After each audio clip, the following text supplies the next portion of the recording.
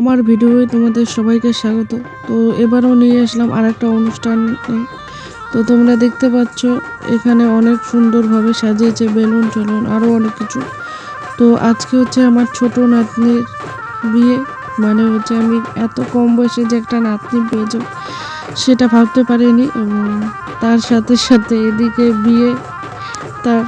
তো তোমরা দেখতে পাচ্ছ এখানে সবাই মজা করছে, এই যে আমি, মা, তারপর ওই যে নাতনির মা তোমরা দেখতে পাচ্ছ নাচছে, আর দুইটা পিসি। তো অনেক মজা করছি আর জল ভরতে যাচ্ছি তোমরা দেখতে পাচ্ছ। আর নাতনিটা হচ্ছে ছোট, 7 মাসে। তো এইদিকে জল ভরানো হচ্ছে।